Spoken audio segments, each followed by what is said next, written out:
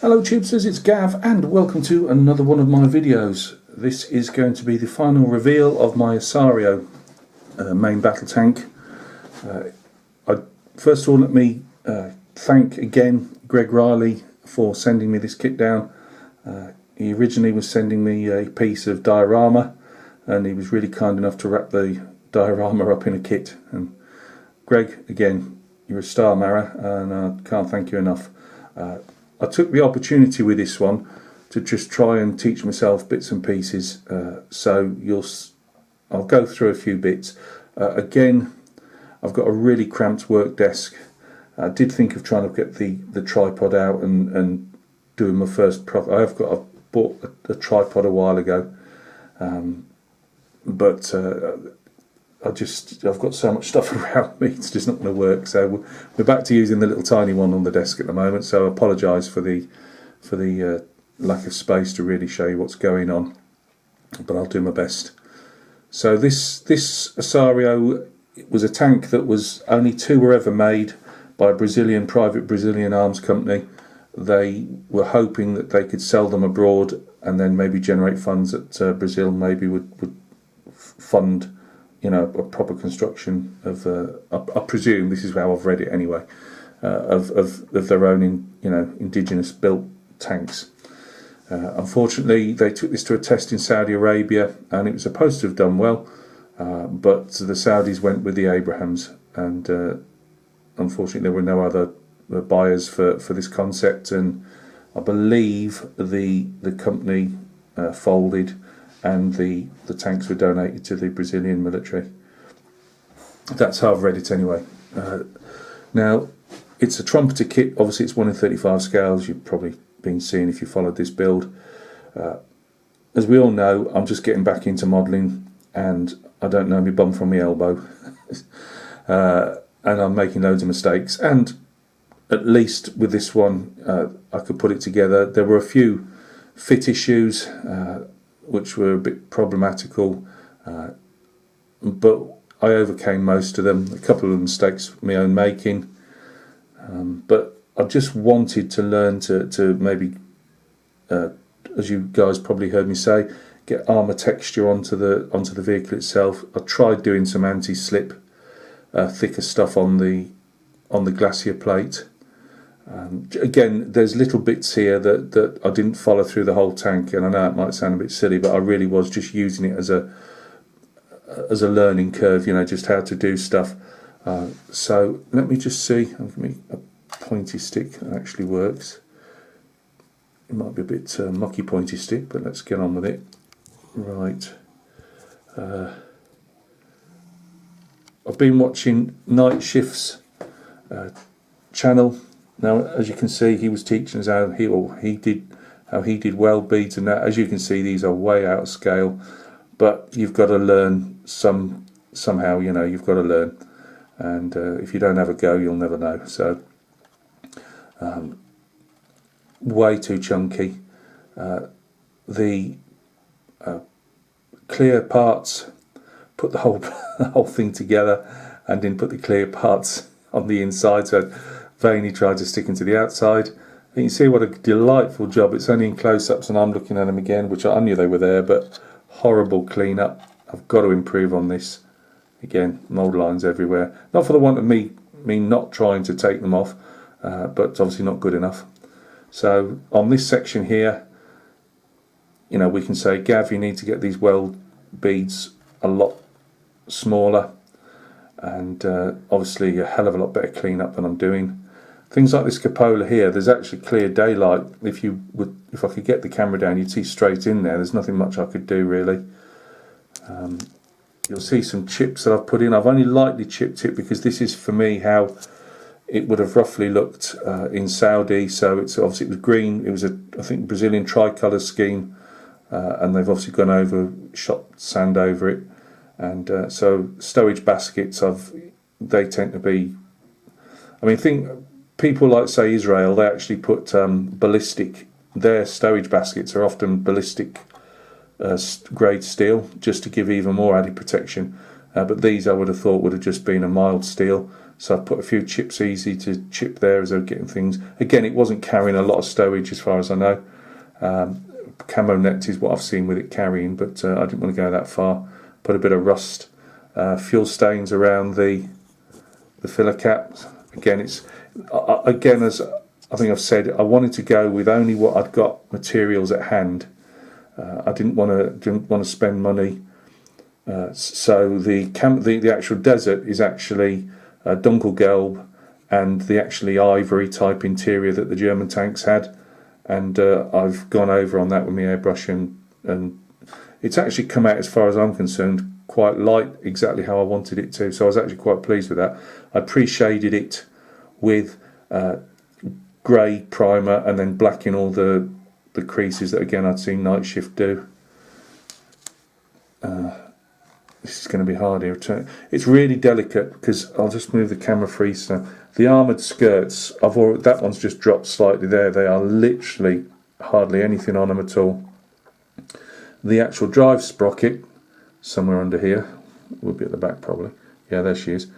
That would not turn, no, whatever, either way. It was even the shape of it wouldn't let me turn.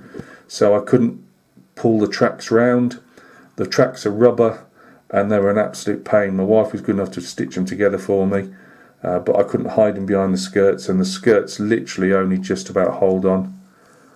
There's a nice divot out here where there's a great big chunky bit of sprue right up to the edge, and of course no matter how gentle, and I even cut it away from the sprue, but when I tried to cut it again it just came away, and I should have really done so. I thought that might have looked blended in more, but no, not that lucky.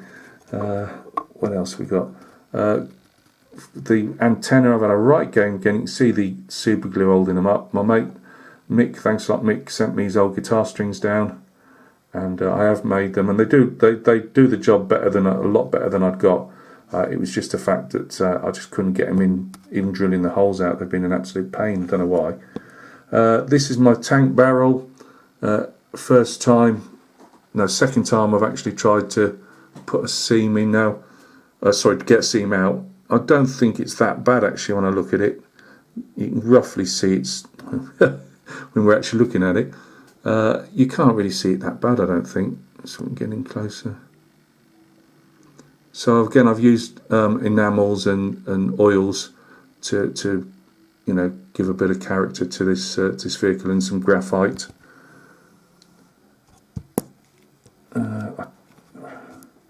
This is worth. I don't even think it's worth turning it round. Let's just see. Sorry guys, I'm just scared everything's going to fall apart. So that's bad, isn't it? When you can't move your own vehicle in case it's going to collapse on you. Oh dear. We'll get better, honestly. I keep saying we will. I don't say me. Oh, come on, turn. There's nothing really to see on the other side. These guys here, I put some, I'm just going to pointy stick again. The filter covers here, I'd actually put some little loops on, just to practice, and lo and behold, they all came off. And I'd actually drilled them slightly as well and super glued them in. And as I'd forgot I'd got to push them back, and they were a really tight fit. And no matter how much I tried to sand it off slightly, when I pushed them down, it popped a lot, and they went flying everywhere. And I went, nah, I'll camouflage them up and put a few green chips on.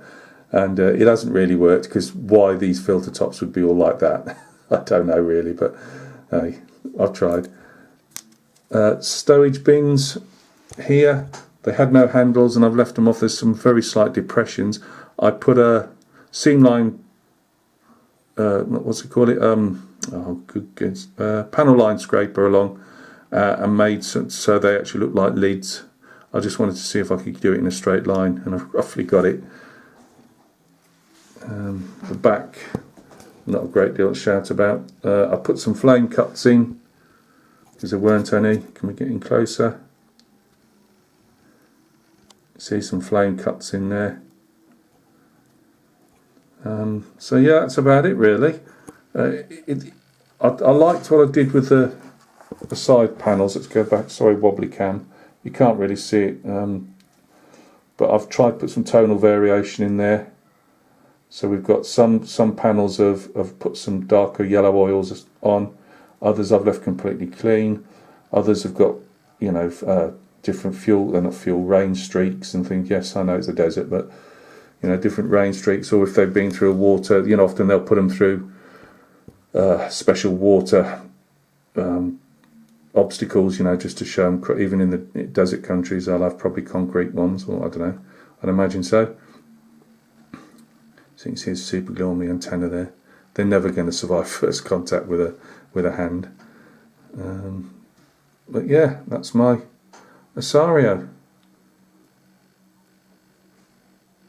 As I say, that's only the second one I've built. I did the Merkava before that.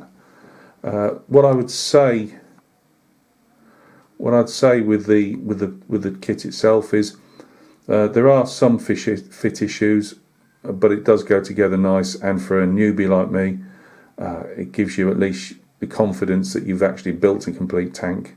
As we know, I've had disaster after disaster as I've been making these. So you know, it's I'd say to people, if you know, Trumpeter, you can pick. I mean, you can pick these type of kits up for, I don't know, around £24. The Tyrant I'm building, I think that was £21. And yes, you will get a few fit issues. They're very flashy, but for a new guy, girl building, it's all things you've got to learn, you know. And hopefully, you know, each one you get a bit better. So yeah, I've really enjoyed it. It was a good morale booster after again falling on my face with the FT17. You know, before that I did the lav, but falling on my face with the T55 build, it adds to your experience of building kits, to, you know, how you're going to overcome stuff and how you can change stuff around. As I say before, I couldn't spray properly through the airbrush. I'm not brilliant at it yet still, but that's come along a heck of a lot than when I started. I'm learning to use the oils, and which works, you know, which, I mean, I know you as a figure painter, you know some colours what works with what, but even still, it's when you're actually applying them as a weathering, in a weathering way, it's a completely new curve. So I've learnt a lot to put onto the Tyrant build that I'm doing at the moment. So thanks a lot, Greg. That was really appreciated, Mara. That's as I say, that's one under my belt. I don't know if it'll survive all the way to the cabinet because those sides get really dodgy, and that's not down to me. That's just again, I look back now and I'm actually thinking, well, if I'd have maybe put some plasticar behind them, maybe, and you could, shoulda, woulda, coulda. But again, it's all learning curve. You learn each one you do. So thank you very much for following this build. If you have been, it's as I say, it's been fun. It's just been waiting for the reveal because of those antenna, and as I say, my mate Mick was kind enough to send his old guitar strings down, so I really appreciate that. And I'm just waiting now. The Tyrant isn't getting. I'm going to try some stowage again tonight for about the fourth time. It's sitting here looking at me at the moment with a great chasm open at the turret, waiting for the metal barrel that's supposed to be coming. It's been posted from Poland, and it has been posted a while ago. And I've not had, I must admit, I've had no problems with post so far, with all the disasters that are going around the world. And I'm just praying that this isn't my first one. If I don't get the metal barrel by Tuesday, I'm going to probably have a go at making the tracks, just an hour here, an hour there over the weekend. I've got some, again, Greg again came up trumps and got me some plastic mini art tracks for it. So I'm going to have a go at building those. But if I don't get the metal barrel, say by end of postage on Tuesday, I'm going to just put the plastic one together, and and that'll take a few nights of getting the seam out and everything. So maybe the metal one will turn up. If it doesn't, I'll put the plastic one on, and we'll just I've got a spare barrel for when I do I've got those other two 255s. So again, guys, I'm waffling now. So thank you very much for taking an interest in the channel and in the videos, and we will catch each other very soon on another video. Cheers.